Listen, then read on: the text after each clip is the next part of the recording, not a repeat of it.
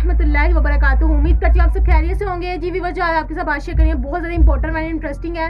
अल्हम्दुलिल्लाह मैंने इससे काफ़ी कुछ गेन किया, सीखा एंड देन आपके साथ शेयर करूँगी। आज मैं आपके साथ एक छोटी सी स्टोरी शेयर करूँगी कि बाप की मोहब्बत क्या होती है। ठीक है, तो एक छोटी सी फैमिली है माशाल्लाह, उनके दो बेटे और दो ही बेटियाँ। ठीक है, और उनके पापा क्या काम करते हैं, अपनी जान पे खेलने वाला काम है।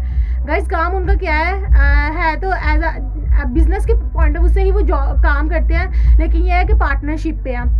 तो अब आपको होगी हमें आप क्यों ये बता रही हो, तो गाइस इसके डीपेस्ट पॉइंट पे आपने जाना है, बॉटम में जाना है, जो मैं आपको बात बताना चाह रही हूँ कि बाप क्या चीज़ है असल में। अब हुआ कुछ यूँ कि उनके पापा सुबह डेली बेस पे 6 बजे उठते हैं। सबसे पहले उठ के उन्होंने पहले अपने दोनों बेटों को छोड़ने जाना है। एक हाफिज़ है, सॉरी हिफज कर रहा है, और एक जो है स्कूल में पढ़ता है, ठीक है, गवर्नमेंट स्कूल में, लेकिन ज़रा वो दूर है। आई थिंक सो जाने के लिए 2 रिक्शे चेंज करने पड़ते हैं। उनके पापा डेली बेस पे ड्यूटी निभा रहे हैं। पहले बच्चे को स्कूल छोड़ने जाते हैं, एक को उसके मदरसे छोड़ने जाते हैं, फिर उसके बाद अपनी दोनों बेटियों को जो है ना छोड़ने बाइक पे जाएंगे। ठीक है, फिर वहाँ से आएंगे, आके नाश्ता वगैरह करके फिर उन्हें जो जॉब पे जाना है, फिर 2 बजे फिर वहाँ से आना है, क्योंकि अपना काम है ना। 2 बजे पूरे राइट टाइम पे पहले आना है, अपने बेटे को लेके आना है जो हिफज कर रहा है, उसको 4 बजे लेने जाना है वापस। ठीक है, उसके बाद जो है बेटी उसको स्कूल से लेके आना है। ठीक है, फिर बेटे को स्कूल से लेके आना डेली बेस पे बिला नागा, और उसके बाद जो है ना 6 बजे मगरिब के टाइम उन्होंने अपने जॉब से वापस आना है। और गाइस, जॉब क्या है कि आपका दिल जो है ना हो जाएगा, दहक जाएगा कि भाई किस तरह की जॉब है। जॉब क्या है, बिजनेस क्या करते हैं वो, ये शीशों का जो काम होता है। और गाइस, जो शीशों का काम होता है उसमें ना उन्होंने कलरिंग वगैरह करनी होती है, उसके पीसेस टुकड़े करने होते हैं, उसको पता नहीं किस तरह से दोबारा से रेडी करना होता है। तो गाइज, काम क्या है उनका कि ड्रेसिंग टेबल जो हम लोग जाते हैं फर्नीचर का लेने के लिए, शीशे का, मिरर का, ठीक है, तो वो जो है ना फर्नीचर में जो मिरर होते हैं या जो डाइनिंग टेबल पे रेडी हुए होते हैं, उसके अंदर जो फर्दर डिज़ाइनिंग होती है ना, वो उसका काम करते हैं। और अक्सर ऐसा होता है कि अगर मतलब कि ये लाइव एक स्टोरी आपके साथ शेयर की है मैंने, तो अक्सर जब वो मतलब कि किसी उन्हीं के जो है ना रिलेटिव्स जब उनके घर जाके उनसे पूछते हैं ना कि ये आपके भाई आपके हाथ पे क्या हुआ है, तो कहते कुछ नहीं, छोटा सा जख्म है। और जख्म किस तरह का जख्म आप कंसीडर कैसे कर सकते हैं, हमें थोड़ी सी चुटकी सी जो है ना चूंटी सी लग जाए, इतना सा ही मांस होता है जो, तो हम रोना शुरू हो जाते हैं। और मैं कहती हूँ बाप की मोहब्बत क्या है कि वो मांस के अंदर से सारा मांस ही बाहर निकल आया है, शीशे की वजह से सारा मांस ही निकल, कहते हैं ये तो आम है मेरे लिए। तो गाइज, एंड पे माँ बाप अपने बच्चे से क्या रिकमेंडेशन रखते हैं, सिर्फ ये कि पढ़ ले।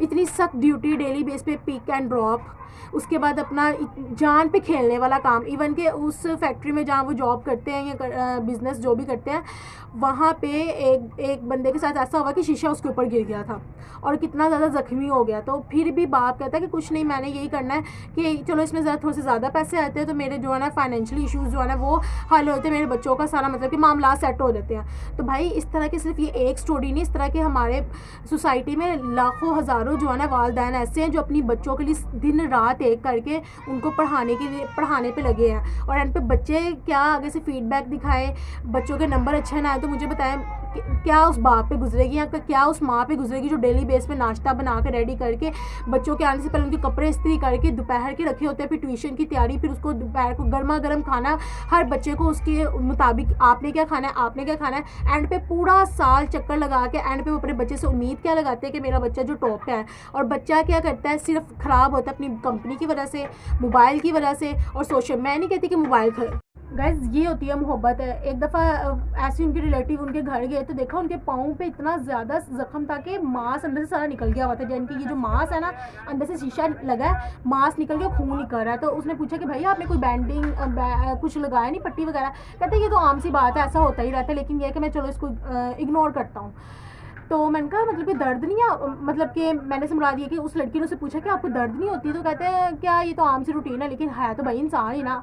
आप थोड़ा सा इमेजिन करें कि हमारा छोटा सा मांस उतर जाए, थोड़ा सा जख्म टाइप बन जाए तो हमारा क्या हश्र होता है। तो ये होती है भाई बाप की मोहब्बत। तो अल्लाह ताला माँ बाप को लंबी ज़िंदगी दे।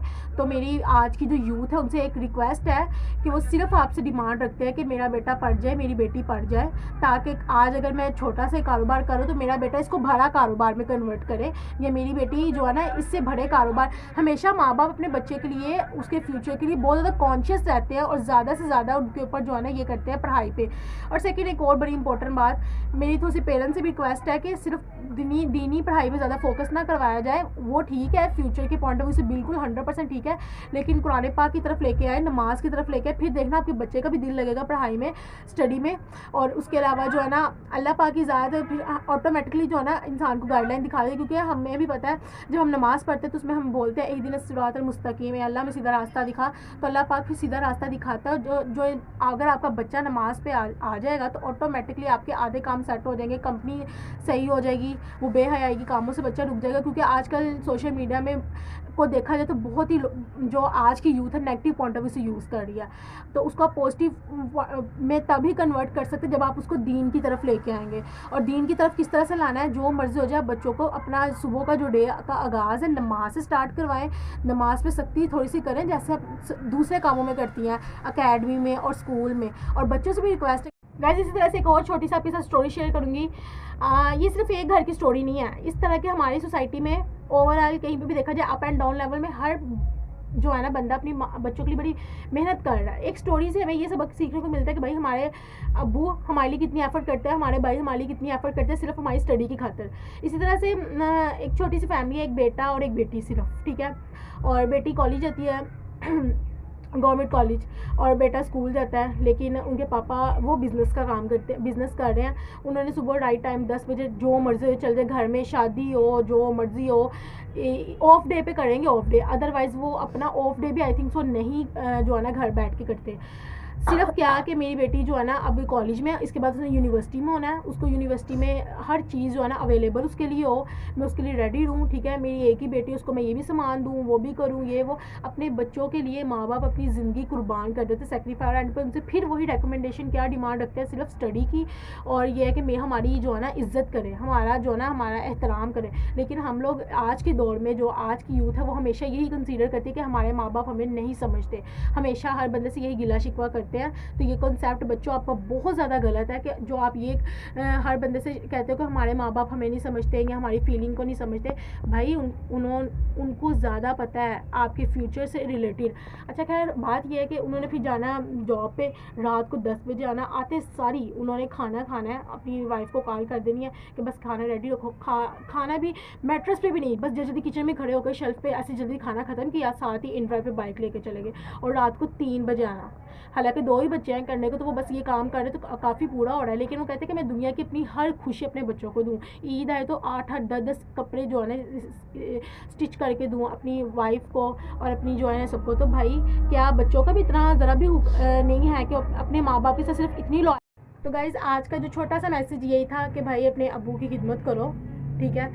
और वो सिर्फ आपसे 2 उम्मीदें रखते हैं, स्पेशली बेटियों से। एक तो अपनी इज़्ज़त की हिफाजत, दूसरा ये कि कुछ बने, कुछ पढ़ के दिखाए। तो आप लोग खुशकिस्मत हो आज के दौर में। भाई ऐसे भी हैं, इंशाल्लाह मैं नेक्स्ट वीडियो में आपके साथ शेयर करूँगी, इस तरह के भी हैं जिनको आगे मज़ीद मौका नहीं मिलता पढ़ने का। तो भाई जिनको मौका मिल रहा है कॉलेज यूनिवर्सिटी में, तो वो अपना स्टडी पे फोकस रखें। हाँ ये एज बहुत ज़्यादा जो है ना उस तरह की होती है कि इंसान बहक जाता है, ठीक है, गलत ट्रैक पे चला जाता है। लेकिन यही आपके पास टाइम है, या तो कुछ करके दिखाने का, या फिर जो है ना फिर सारी उम्र फिर आप लोगों को पछतावा ही रहेगा। आई थिंक सो आप उम्मीद करती हूँ कि आप मेरी बात को समझ गए होंगे कि मैं किस चीज़ की तरफ इशारा कर रही हूँ। तो गाइस आपके बारे में जितने भी कॉन्टैक्ट नंबर हैं सबके साथ शेयर कीजिएगा, ठीक है, और लाइक कीजिएगा और ज़्यादा से ज़्यादा पॉजिटिव कमेंट कीजिएगा ताकि मुझे मज़ीद मोटिवेशन मिल सके और मैं आपके साथ इस तरह की वीडियो जो है ना शेयर कर सकूँ। ओके, अल्लाह हाफिज़।